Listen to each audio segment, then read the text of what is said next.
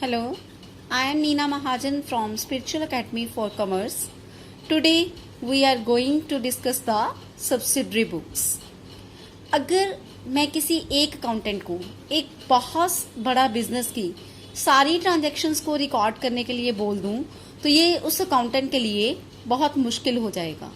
तो एक तो उसने जो जर्नल की बुक पकड़ी होगी वो बहुत हैवी एंड बल्की हो जाएगी और दूसरा अकाउंटेंट का काम भी ओवरलोडेड हो जाएगा क्योंकि सारी ट्रांजैक्शन सिर्फ उसी ने ही रिकॉर्ड करनी होगी।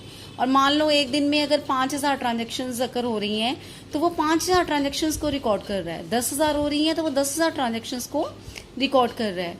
तो अकाउंटेंट का काम बहुत ज्यादा हो जाएगा और जर्नल की बुक बहुत बल्कि हो जाएगी।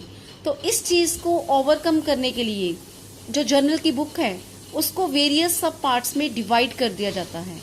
These sub parts of journal are called subsidiary books and there are 8 subsidiary books. कहता है it is very difficult for an accountant to record all of a big business. If he does so, then books of journal would be heavy and bulky, and accountant would be overloaded. So to overcome this shortcoming, book of journal is subdivided into many parts, subparts. These subparts of journal are called subsidiary books, and there are 8 subsidiary books. मतलब journal की book के 8 हिस्से कर दिए, उन 8 हिस्सों को subsidiary books कहा जाता है। इसका मतलब सब्सिडरी बुक्स भी जर्नल ही हैं। तो there are 8 types of subsidiary books. अब हम ये जानेंगे कि ये सब्सिडरी बुक्स का नाम क्या क्या है। पहली है कैश बुक। कैश बुक में सिर्फ कैश की ट्रांजेक्शन्स ही रिकॉर्ड होंगी। दूसरी है परचेजेस बुक। इसमें सिर्फ क्रेडिट परचेजेस ही रिकॉर्ड की जाएंगी। जब बिजनेस क्रेडिट परचेजेस करता है, उधार पे चीजें खरीदता है, तो सिर्फ वही ट्रांजैक्शन ही रिकॉर्ड होगी। तीसरी सेल्स बुक। इसमें सिर्फ क्रेडिट सेल्स से रिलेटेड ट्रांजैक्शंस को रिकॉर्ड किया जाएगा।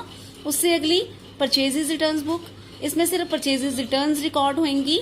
Sales returns book, sales return की ट्रांजैक्शन यहाँ पे रिकॉर्ड होगी। Bill receivable book. अगर हमें किसी डेटर से बिल रिसीवेबल मिलता है तो हम उस एंट्री को बिल रिसीवेबल बुक में रिकॉर्ड करेंगे। एंड अगर हम किसी क्रेडिटर को बिल पेएबल पे देते हैं तो ये हम क्या करेंगे, बिल पेएबल बुक में रिकॉर्ड करेंगे।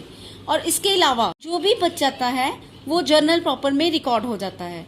अब सोचिए कि कौन सी ट्रांजैक्शन बच गई जो जर्नल प्रॉपर में रिकॉर्ड होएगी। जैसे interest due on capital, interest due है कैपिटल के ऊपर, interest account debit to capital. इसमें ना कैश से रिलेटेड ट्रांजैक्शन है, ना परचेज है, क्रेडिट परचेज है, ना क्रेडिट सेल है, ना परचेज रिटर्न है, ना सेल रिटर्न है, ना बिल रिसीवेबल, ना बिल पे। ये जर्नल प्रॉपर में रिकॉर्ड हो जाएगी। And depreciation, depreciation account debit to asset account. इस एंट्री में भी ऊपर 7 बुक्स से रिलेटेड कोई ट्रांजैक्शन नहीं है तो ये जर्नल प्रॉपर में चली जाएगी। इस तरह की बहुत सारी ट्रांजैक्शंस ऐसी होंगी जिनका पहले 7 बुक से कोई लिंक नहीं है तो वो जर्नल प्रॉपर में आ जाएंगी। इसका मतलब जर्नल की बुक के 8 हिस्से कर दिए और 8 अकाउंटेंट रख लिए जो कि आपकी ट्रांजैक्शंस को रिकॉर्ड करेंगे। अकाउंटेंट का काम भी थोड़ा हो गया और जर्नल की बुक भी बल्कि होने से बच गई। और जर्नल की बुक के सब पार्ट्स को सब्सिडरी बुक्स कहते हैं और ये 8 सब्सिडरी बुक्स थी। Thank you very much.